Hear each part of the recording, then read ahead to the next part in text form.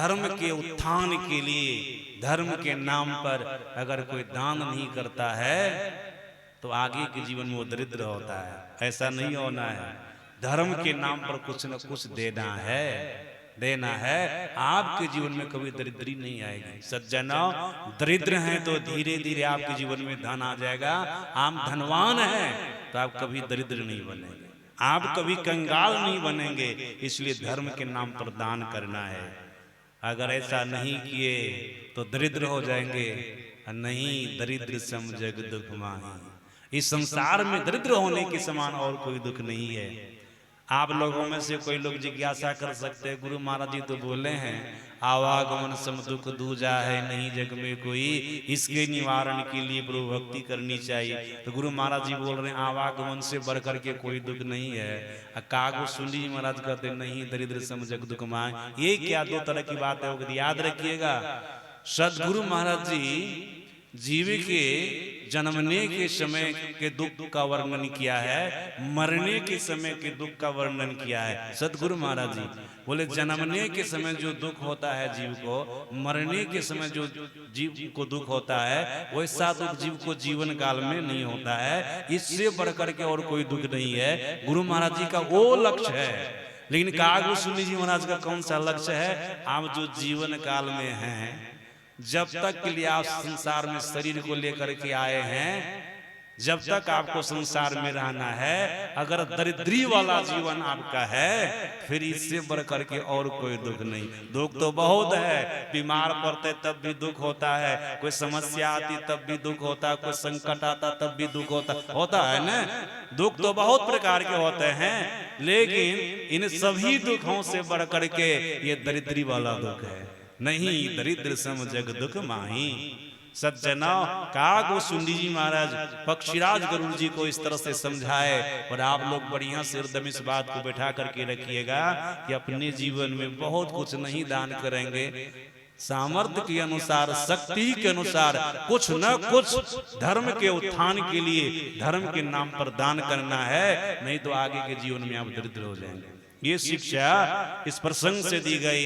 फिर पक्षीराज गरुड़ जी कागो सुनी जी महाराज से तीसरा प्रश्न करते हैं, सबसे बड़ा सुख क्या है? कागो सुनी जी महाराज कितना सरल भाषा में कहते हैं कि सर्वसाधारण लोग भी समझ जाएंगे। सज्जनों, पढ़े लिखे लोग तो इस बात को बढ़िया से समझेंगे ही, अनपढ़ लोग भी इस बात को बढ़िया से समझ जाएंगे। क्या कहते हैं? सबसे बड़ा सुख क्या है? संत मिलन सम सुख कछो नहीं। साधारण भाषा है ना, कोई कठिनाई वाली बात है इसमें कि हम नहीं समझ सकेंगे? ऐसा नहीं है। सज्जनों, सत्संग में तो ऐसी ही वार्ता होनी चाहिए जो सब समझ ले, सब बुझ ले। पढ़े लिखे लोग तो समझे बुझे ही, अनपढ़ लोग भी समझ ले बुझ ले, ऐसी भाषा का प्रयोग होना चाहिए। यहाँ पर देखिए क्या कर रहे हैं कागो सुनी जी महाराज, संत मिलन सम सुख कछु नहीं। अगर जीवन में सच्चे संत किसी को मिल जाते हैं, इससे बढ़कर के और कोई सुख की बात नहीं हो सकती। ये सबसे बड़ा सुख है, संत मिलन सम सुख कछु नहीं। अब विचार करना है संत किसे कहते हैं। सब लोग गौर से सुनिएगा। हम लोगों के सदगुरु महाराज जी ने संत की परिभाषा बतलाने की कृपा की है। संत किसे कहते हैं? आजकल तो लोग जो संत वाला वेश को पहन लेता है, मतलब गिरवा कपड़ा पहन लेता है, सफेद कपड़ा जैसे साधु महात्मा पहनता है, पहन लेता है ना, कहते ये संत है, संत जी हैं, संत हैं। क्या संत इसी को कहते हैं? नहीं, संत का वेश पहनने से कोई संत नहीं हो जाता। सज्जना, दरोगा का वेश पहनने से कोई दरोगा हो जाएगा? पुलिस का वेश पहनने से कोई पुलिस हो जाएगा? नहीं। उसके लिए उनको प्रमाण पत्र चाहिए, सर्टिफिकेट चाहिए, यहाँ ये पुलिस हुआ, इनको नौकरी लगी है पुलिस में, दरोगा में, तब न कि कपड़ा पहन लिए उनका तो हो गया। कपड़ा पहनने से कोई वो नहीं हो जाता है। सज्जनों इसी प्रकार से साधु संत का कपड़ा पहन लेने से कोई संत नहीं हो जाते, कोई सच्चे साधु नहीं हो जाते। सज्जना सच्चे संत कौन है? हम लोगों के सदगुरु महाराज जी ने बहुत बढ़िया से कहा, शांति स्थिरता व निश्चलता को कहते हैं। शांति को जो प्राप्त कर लेते हैं संत कहलाते हैं। और शांति है क्या चीज? सदगुरु महाराज ने यह भी बता दिया, शांति रूप सर्वेश्वर जाना। शांति का रूप सर्वेश्वर होता है, परमात्मा होता है। इसका मतलब क्या हुआ? जो संत अपने जीवन काल में साधना करके परमात्मा को पा लिया है, हकीकत में वही संत है। जो शांति स्वरूप परमात्मा को पाया, हकीकत में वो संत है। वेश से कोई संत नहीं होता। वेश कैसा भी रहे, पर जिसका ऊंचा ख्याल है, बाहर से दिन देखे जो भीतर से मालूम माल है, जो भीतर से मालूम माल है। मतलब परमात्मा रूपी लाल को पा करके जो मालूम माल हो गया है ना, वास्तव में यही संत है, यही संत है। और ऋषि वाक्य ऋषि कहते हैं, विद्यते हृदय ग्रंथे सिद्ध्यन्ते सर्व संशयाः श्रियन्ते चास कर्माणि तस्मिन् दृष्टि परावरे। ऋषि कहते जो पड़े से पड़े तत्व को जाना है, अर्थात परमात्मा को जाना। यही परमात्मा पड़े से पड़े तत्व है। जो पड़े से पड़े तत्व को जाना है, अर्थात परमात्मा को जाना है। जिनके हृदय पर से जड़ चेतन की ग्रंथि खुल गई है, जिनके हृदय से सारे संशयों का निवारण हो गया है, जो जीव सभी प्रकार के कर्म के बंधन से छूट गया है, या सभी प्रकार के बंधनों से छूट गया है, वास्तव में वो है संत। उनको संत कहते हैं। गोस्वामी तुलसीदास जी महाराज कहते हैं, संत कैसे होता? सठ विकार जित अनग अकामा अचल अकिंचन सुचि सुख धामा। ये संत हैं। सज्जन अगर ऐसे संत कभी जीवन में मिल जाएंगे ना, कागो सुनी महाराज कहते, संत मिलन सम सुख कछो नहीं। अगर ये संत मिल गए ना, तो आपके जीवन में अपार सुख आ जाएगा, अपार सुख। जिस सुख का आर पार न हो, ऐसा सुख आपको मिल जाएगा, अपार सुख की उपलब्धि हो जाएगी। संत कबीर साहब ने अपनी वाणी में कहा भी है, देखो संत क्या करते हैं, अगर उनके संग में आ जाएंगे ना, तो सुख देवे वो सुख देंगे, वही अपार सुख देंगे। सुख देवे दुख को हरे, वो दुख का हरण कर लेंगे। करे पाप का अंत, कह कबीर वे कम मिले परम स्नेही संत। सज्जना संत के संग में जाएंगे, सच्चे संत आपको अगर मिल गए, याद रखिएगा आपके पाप को ये दूर कर देंगे। संत दरजिमी पातक तरई, आपके पाप का नाश हो जाएगा, आपके पाप का क्षय हो जाएगा, आप पाप से मुक्त हो जाएंगे, आपको सभी प्रकार के दुखों से छुड़ा देगा। तब आपके जीवन में रहेगा क्या? आप पाप से मुक्त हो गए, सभी प्रकार के दुख से छूट गए, तो आपके जीवन में आप क्या रहेगा? सुखे न रहेगा। संत के अंदर वो सामर्थ्य होता है, अपनी शरण में आने वाले जीव के दुख को दूर कर देना, उनके पाप को समाप्त कर देना। ये संत के अंदर में सामर्थ्य होता, शक्ति होती है। सज्जनों, संत आपके दुख को दूर कर देंगे, आपके पाप को खत्म कर देंगे, आपके जीवन में सुख भर देंगे, जो सच्चे संत होंगे। और गोस्वामी तुलसीदास जी महाराज ने बड़ा अच्छा कहा, अगर सच्चे संत किसी को मिल जाए, उनका संग कोई कर ले, तो क्या होता है? संत संग अपवर्ग करा, कामी भव कर पंत, काई संत कवि को विदा, श्रुति पुराण सदग्रंथ। सज्जना, संत का संग आपको प्राप्त हो जाएगा, तो अपवर्ग का मार्ग, मोक्ष का मार्ग, मुक्ति का मार्ग आपके लिए खुल जाएगा। आज न कल, कभी न कभी निश्चित रूप से आपको मोक्ष मिलेगा, मुक्ति मिलेगी। सज्जन याद रखिएगा, संत का आपने संग किया, जीवन काल में आपको मोक्ष नहीं मिला, मुक्ति नहीं मिली, इसका प्रभाव और क्या होगा? संत मिलन का ये प्रभाव होगा, संत संग का ये प्रभाव होगा कि बारंबार आपको मनुष्य का शरीर मिलता रहेगा। जब तक आपको मोक्ष नहीं मिलेगा, मुक्ति नहीं मिलेगी, तब तक आपको मनुष्य का शरीर मिलता रहेगा। और जब ईश्वर मिल जाएंगे, परमात्मा मिल जाएंगे, तो आप जन्म मरण के चक्र से छूट जाएंगे। ये संत मिलन का प्रभाव है। पक्षीराज गरुड़ जी ने तीसरा प्रश्न पूछा था कि सबसे बड़ा सुख क्या है, तो काकभूषुंड जी महाराज ने कहा था, संत मिलन सम सुख कछो नहीं। सज्जनों, पक्षीराज गरुड़ जी का चौथा प्रश्न था, संत और संत के सहज स्वभाव क्या है। कागभूषुंडी जी महाराज इसको भी बड़ा सरल ढंग से समझाए हैं। संत और असंत के सहज सरल स्वभाव क्या है। कागभूषुंडी जी महाराज कहते हैं संत के लिए पहले पर उपकार वचन मन काया, संत सहज स्वभाव खगराया। ये संत का अपना सहज स्वभाव है।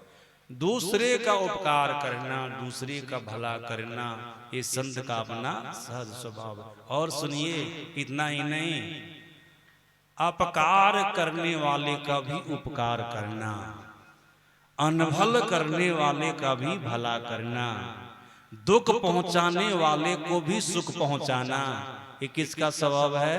संत का। अगर ऐसा किसी के अंदर में देखिए ना आप, ऐसा व्यवहार, किसी को हम गाली गलौज भी दे रहे हैं, भला बुरा भी कर रहे हैं, अपमान भी कर रहे हैं, गलत सलत बात भी बोल रहे हैं, तब भी उल्टा करके हमको कुछ नहीं कहता है, हमारे कल्याण की ही बात कर दो, समझ लिए भीतर भीतर ये संत है, कोई साधारण पुरुष नहीं। ये गुण तो केवल संत के अंदर में होता है और किसी के अंदर में नहीं होगा। साधारण मानव के अंदर में ये गुण नहीं होता है। ये गुण केवल संत के अंदर में होता है, जो अनभल करने वाले का भी भला करते हैं, दुख पहुंचाने वाले को भी सुख पहुंचाते हैं। सज्जना अपकार करने वाले का भी उपकार करते हैं। ये संत का स्वभाव होता है, इसके अलावा और किसी का स्वभाव नहीं है। फिर असंत का सह स्वभाव क्या है? कहा सन इव खल पर बंधन करई, खाल कढ़ाई विपति सहम रही। ये असंत का अपना सहज स्वभाव है। समझ गए होंगे आप लोग का। देखो ये दुष्ट असंत सन के समान होता है, पटवा के समान होता है। जैसे पटवा को लोग काटते हैं, पानी में गोड़ते हैं।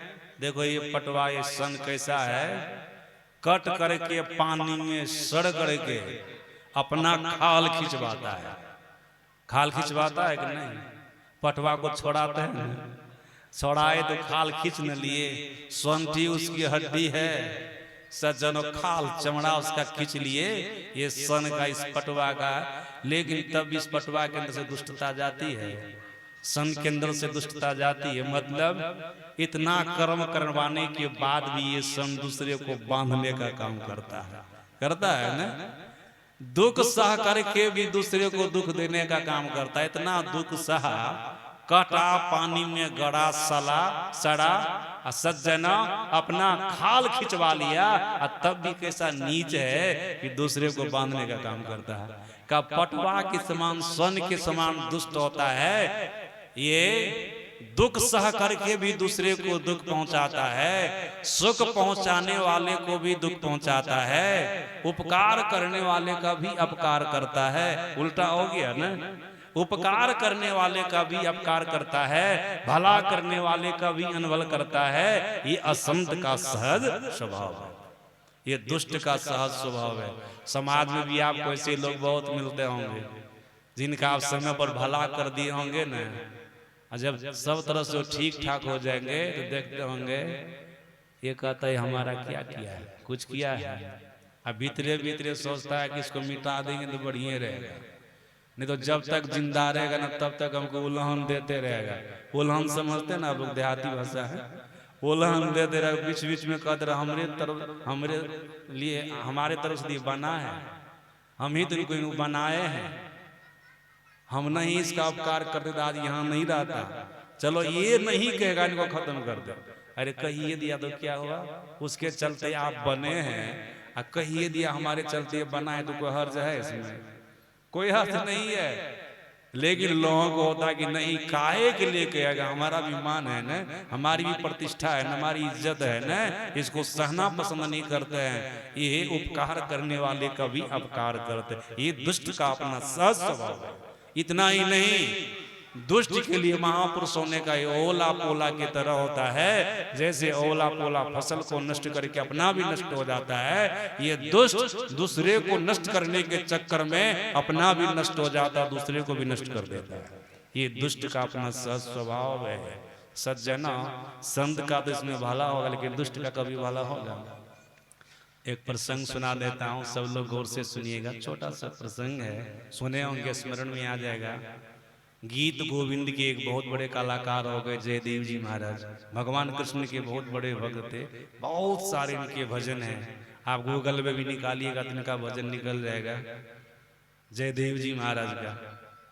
सज्जना, जयदेव जी महाराज एक राजा के राज में रहते थे। उनके गुरु बन करके राजा इनको अपना गुरु बनाए तो इनके राज में रहते थे।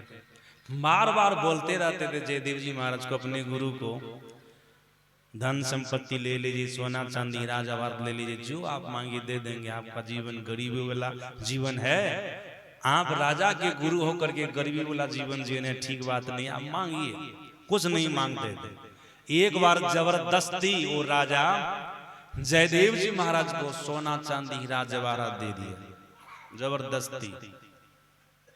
क्या किया, गमछी की पोटली में बांध करके दे दिए, लेकर के चले अपने घर की तरफ। जंगल का रास्ता पड़ता था। जब घनघोर जंगल गए न, तिनके पीछे 4 डाकू लग गए थे। घनघोर जंगल में जाकर के सारा सोना चांदी हीरा जवाहरात छीन लिया। इतने पर भी उनको संतोष नहीं हुआ। डाकुओं को तो क्या किया, उनका दोनों हाथ काट करके सूखा कुआं में गिरा दिया। दुष्ट न है, दुष्ट के लिए क्या कीजिएगा। वो कितनों दुख देता है किसी को तो उसका मन भरता है, उसका मन ही नहीं भरता है। होता और दुख दे दे, और दुख दे दे, और दुख। संजोग रहा कि साफी जान से नहीं मारा, कुआं में, सूखा कुआं में गिरा दिया। कई दिनों तक कुआं में पड़े रहे जयदेव जी महाराज। संजोग से वही राजा अपनी सेना को लेकर के उसी जंगल में शिकार खेलने के लिए आए। शिकार खेले, जो भी खाने पीने का सामान लाए थे सब समाप्त हो गया। सेना लोग कहने लगी कि हमको प्यास लगी है। तो राजा बोले, संग में तो पीने के लिए पानी नहीं है, जल नहीं है। देखो कहीं पर कुआं तालाब हो, अगर जल मिल जाए तो फिर वहां से जल प्राप्त कर लो, पानी प्राप्त कर लो। सैनिक लोग खोजने लगे, संजोग से वही कुआं के पास गए। ये ईश्वर की प्रेरणा से गए वहां पर, ऐसा होना था। ईश्वर भेजे, परमात्मा भेजे, गए कुआं के पास। कुआं में बाल्टी घुसाए, प्रवेश कराए। जयदेव जी महाराज को बाल्टी की ठोकर लगती है, पहले से पड़े हुए थे। बाल्टी की ठोकर लगती है, जयदेव जी महाराज कुआं से कहते, अरे कौन कुआं में बाल्टी गिरा रहा है? इस कुआं में पानी नहीं है, सूखा कुआं है, यहाँ पानी नहीं है, बाल्टी को निकालो। आवाज को पहचान लिए सैनिक लोग। पहले राज सभा में, राजभवन में सुने तो उनकी आवाज को पहचान लिए। राजा को जाकर के बोले, राजा आए, उनको कुआं से निकलवाए। देखे दोनों हाथ कटा हुआ है। बोले ये कौन किया? राजा के मन में हो गया कोई बदमाश इसके पीछे लगा, इसका सोना चांदी जवाहरात छीन लिया, हाथ काट कर कुआं में गिरा दिया। राजा कहते, पहचानते हैं उनको जो आपके साथ ऐसा किया है? ये पहचान गए थे, समझ रहे हैं ना, पहचानते थे, चिन्ह ले जान ले लोग थे। लेकिन बोले नहीं, संत देख लीजिए। बोले नहीं नहीं, उसके बारे में तुम मुझसे क्यों पूछता है? अगर तुमको मेरा इलाज कराना है, इलाज करवा दो। जयदेव जी महाराज बोले, कौन हमारे साथ ऐसा किया उसका परिचय पूछने की क्या जरूरत है? जयदेव जी महाराज के मन में था, अगर बता देंगे न तो उनको प्राण दंड राजा दे देगा, प्राण दंड दे देगा राजा। इसलिए उनका नाम नहीं बता रहे। देखिए संत कितने दयालु होते हैं, संत कितने दयालु होते हैं। जो सोना चांदी राजा वारा छीन लिया, उनके हाथ को काट के उनको कुआं में गिरा दिया, उनके लिए भला की बात सोच रहे हैं, नहीं जान से मार देगा। जान वो तो ज्ञानी था इसलिए हमारे साथ ऐसा व्यवहार किया। ज्ञान रहता तो ऐसा व्यवहार हमारे साथ नहीं करता। अब हम राजा को बता देंगे तो राजा उनको प्राण दंड देगा, नहीं बताना, छिपा लिए बात को। सज्जना, राजा उनको ले गए, इलाज करवाए, ठीक ठाक हो गए।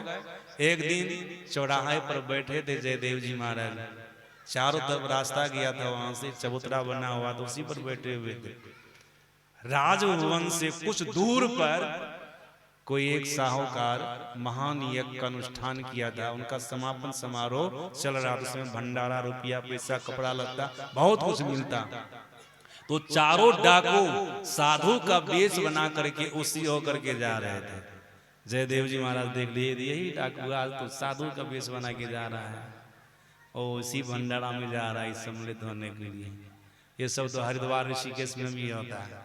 रिक्शा चलाने वाले, काम धाम करने वाले मजदूर सब जब शाम को खाने का समय होता है न, गिरवा कपड़ा पहन करके आश्रम में चले जाते खाने के लिए। भोजन में मिल जाता, रुपया पैसा कपड़ा लाता ये सब भी मिल जाता, शरीर में सब कुछ हो जाता, सहजे में हो जाता, चला जाता। लेकिन ऐसा नहीं करना चाहिए सज्जन। ये डाकू साधु का वेश बना करके जा रहा है। जयदेव जी महाराज पहचान गए, राजा को बुलाने लग गए। वो भी डाकू जयदेव जी महाराज को पहचान लिया, यही है। राजा को बोला, लगता है हमारा लोग का हालत खराब हो जाएगा, राजा से पकड़वा देगा। लेकिन दूसरे ही ख्याल से जयदेव जी महाराज राजा को बुला रहे थे। राजा आए, राजा को बोले ये चारों साधु को देख रहे हैं, तो डाकू न बोले चारों साधु को देख रहे हैं, हमारे मित्र हैं। मित्र है उनके, एक नंबर के दुश्मन है ना। बोले मित्र यही तो संत है ना, अपने अपकार करने वाले को भी मित्र कहते हैं, अपनी हानि पहुंचाने वाले को भी मित्र कहते हैं। ये संत का अपना सहज स्वभाव होता है। सज्जन देखिए क्या होता है, तो हमारे मित्र हैं। राजा कहते इसको क्या करना चाहिए? कहा ये जितना सोना चांदी हीरा जवाहर लेना चाहे उतना दे दीजिए। इनके मन में था राजा से पर्याप्त मात्रा में सब कुछ दिला देंगे ना इनको, तो फिर चोरी डकैती करना छोड़ देगा, दूसरे को मार करके लूटना वो सब छोड़ देगा। इनका ये लक्ष्य था, इसलिए ऐसा करवा रहे हैं। तो राजा चारों डाकू को बुलाए जो साधु के वेश में थे, बुलाए। उनका तो भीतरी सूख रहा था कि लगता हमारा भेद बता दिया, अब क्या होगा नहीं होगा। लेकिन ऐसा तो कुछ नहीं हुआ। ले गए खजाना के पास, सोना चांदी राजा वारद का खजाना खोल दिए और बोले आप लोग को जितना लेना हो ले लीजिए। जब मनमाना कर तो कम सम लेगा कोई, अपना से दीजिएगा थोड़ा हिसाबों से दीजिएगा। और लेने वाले के लिए कभी ले लीजिए, जितना लेना तो छोड़ेगा, तब तो जितना मन है उससे ज्यादा ही वो ले लेगा। ऐसा होता है ना। लिया पूरा पूरा बाना पोटली, जब उठाने लगा तो उठने नहीं लगा। इतना मान लिया नहीं कि वो बोझा वो पोटली उठने भी नहीं लगा। अब क्या करेंगे? राजा सिपाही लोगों को बोलते लाओ रथ, चारों का ये सोना चांदी राजा की पोटली को बोझो रथ पर इसके घर पर पहुंचा दो। लाया रथ, बोझा लेकर के चले। चारों डाकू जो साधु के वेश अपना को साधु से भीतर भीतर डाकू ऊपर ऊपर साधु, जैसे रावण सब वेश बनाया था ना। और यही सब साधु धर्म का हरास करता है, धर्म को बदनाम करता है। अच्छे साधु भी इसमें बदनाम हो जाते हैं, अच्छे महात्मा भी इसमें बदनाम हो जाते हैं। धर्म के मार्ग पर आकर के गलत गलत काम करते हैं। पोशाक तो साधु का रहता है लेकिन काम घटिया करता है, पाप वाला काम करता है। सज्जनों देखिए क्या होता है, जब बीच जंगल में गए रथ को लेकर के, तो सैनिक लोग पूछते हैं चारों डाकू से कि जयदेव जी महाराज का आपने क्या उपकार किया था कि राजा से इतना सोना चांदी राजा दिलवाया आपको, क्या ऐसा उपकार किया था? तो क्या कहते हैं डाकू से? देखिए अभी भी इसकी दुष्टता छुटती, यही दुष्ट है, यही असंत है। क्या कहता है? जयदेव जी महाराज दूसरे राजा के राज में रहते थे, वहां पर मैं भी रहता था और इनसे भारी अपराध हो गया था, भारी अपराध हो गया था, बहुत गलत काम ये किया था। तो वहां के राजा हम लोगों को बोले थे जल्लाद को संग में देकर के जाओ, इसका प्राणांत कर दो, खत्म कर दो, इसको प्राणदंड दो। हम लोग लाए थे लेकिन जल्लाद को कह करके इनको प्राण दंड नहीं दिए, केवल 2 हाथ काट करके छोड़ दिए, इनकी जान बचा दिए, प्राण बचा दिए। उसी उपकार को याद करके राजा से धन दिलवाया।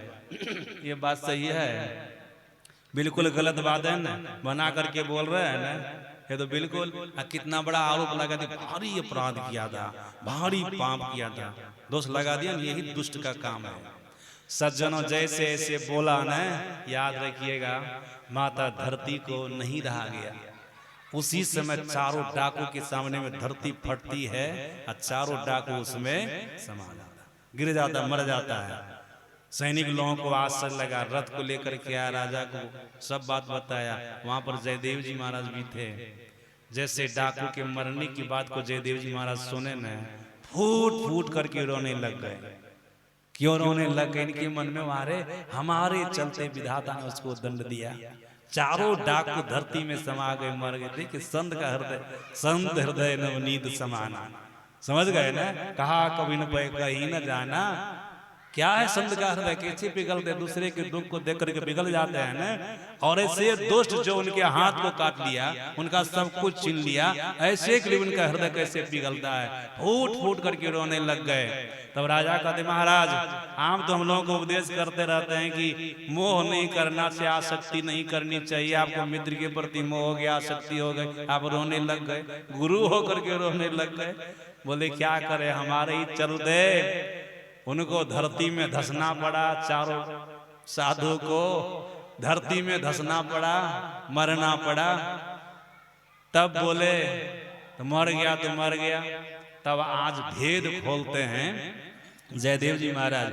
वो साधु के वेश में था, हकीकत में वो साधु नहीं था, वो चारों डाकू था। तू जो धन दिया था ना, सोना चांदी राजवाहरात, यही चारों डाकू छीना था और हमारे हाथ को काट करके हमको कुआं में गिरा दिया था। सुनो, आज विधाता परमात्मा इस पर इसलिए प्रकोपित हो गए।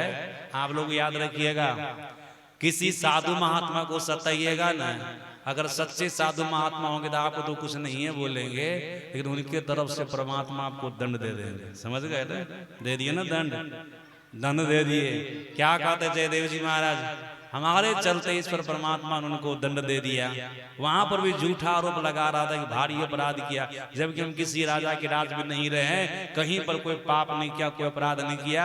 देखो मैं उनको कितना तुमसे करवा दिया, सोना चांदी जवाहर दिलवा दिया, तब भी हम पर झूठा आरोप लगा रहा था। झूठा आरोप परमात्मा को नहीं रहा गया तो धरती फट गई, उसमें जाकर को धस गया, मर गया।